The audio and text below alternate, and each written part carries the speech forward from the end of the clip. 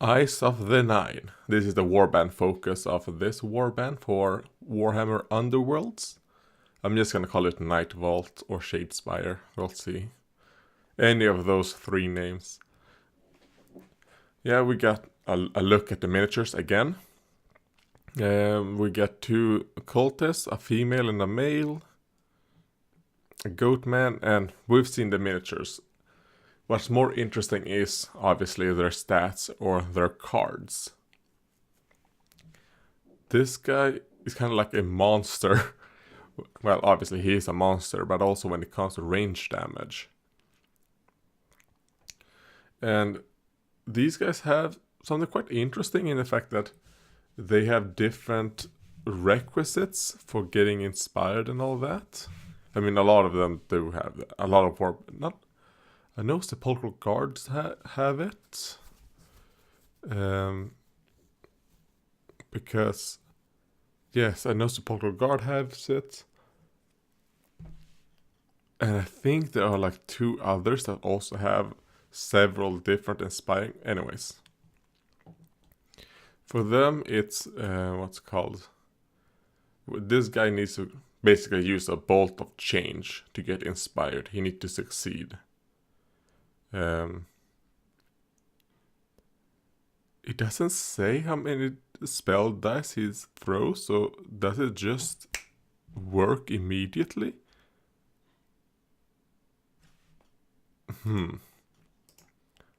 Because normally, or is it just, no wait, obviously, he rolls 2 dice, duh.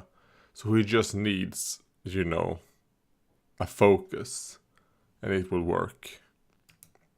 Duh. Because this is how many spell dice he rolls. So I was wrong. I thought he would be a 3, but no, he's a 2. And this guy,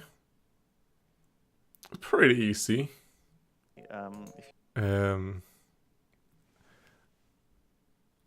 He's just a basic guy,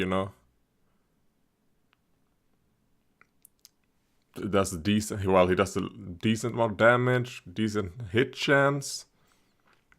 He's pretty fast. He rolls shields, that's good. But he only has 3 HP.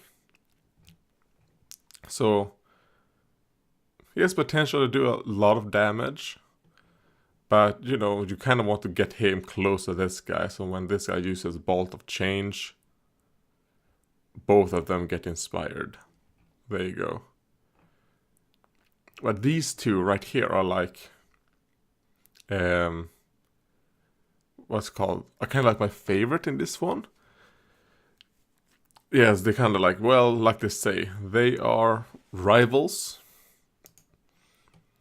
And they are pretty decently similar. This guy is, the male is better at close combat, while the female is a bit better when it comes to sorcery when she gets inspired. At the beginning, they're the exact same when it comes to sorcery. Yes, as you could see. But her melee, very weak. This is a very weak melee attack.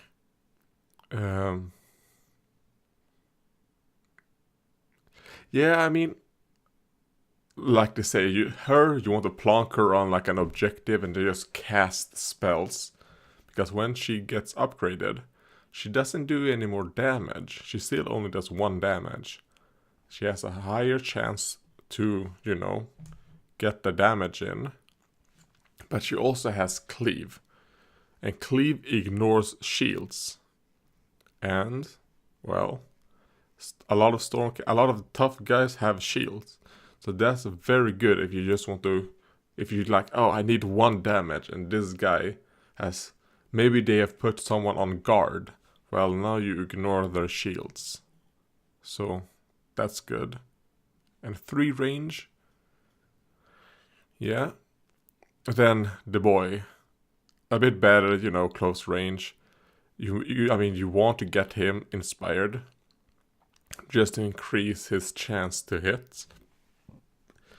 But that's pretty much it for him. he's just a bit better at close range damage. Oh, but he also... Oh yeah, obviously. He doesn't have a shield. So obviously he rolls dodges instead of... Ah, so she's actually a bit tankier than this guy. I mean, they only have 2 HP, so... Alright. So I guess this guy might be kind of like...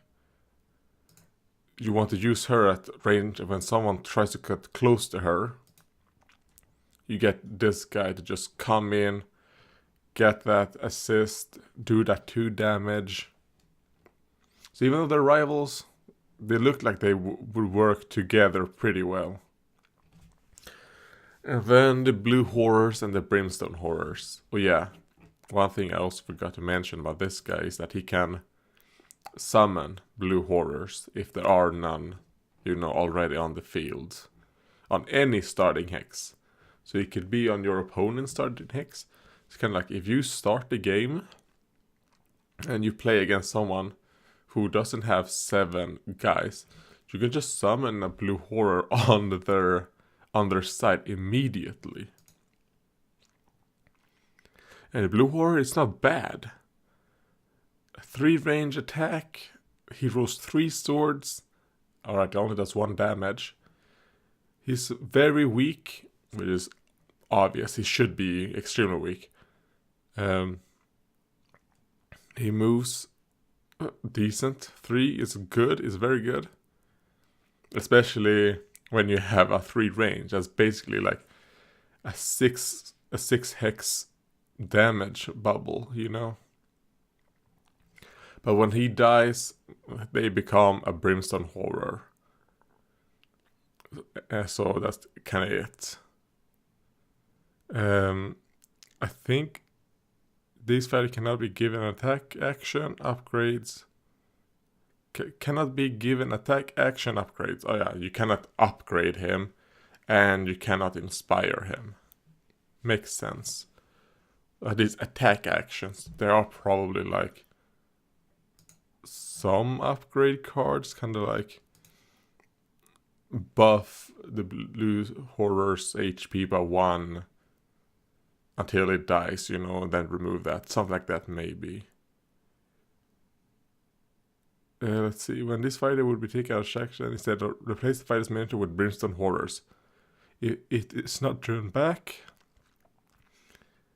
With a brimstone horrors miniature, it is not driven back. It is considered to be the same fighter and keeps any upgrades. Remove all tokens, including wound tokens. Yeah. So, I mean, you do flip it over, but then it becomes that. So it's not like a inspire, it's just that it becomes, And he has a reaction. After the first time this fighter makes... Oh, yeah. The first time you do an attack, you can just make another attack action. So, yeah, and he has 1 damage. 1 wound. That's it. And when you kill the brimstone horror, this guy can just summon a new one. So he is very squishy. I mean, he only has 4 HP and he uses dodges. So, I mean, you kind of... Well...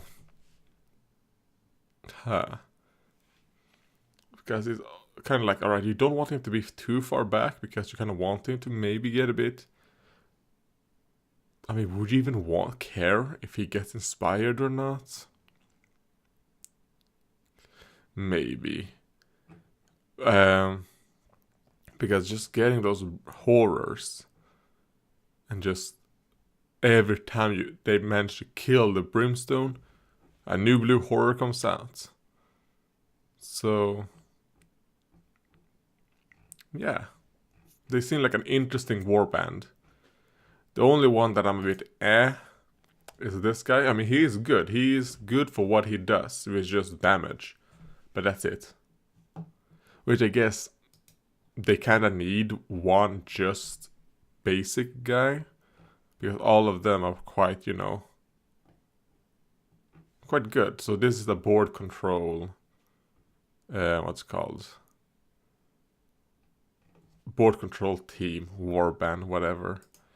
Jesus Christ, it was shit. I am shit.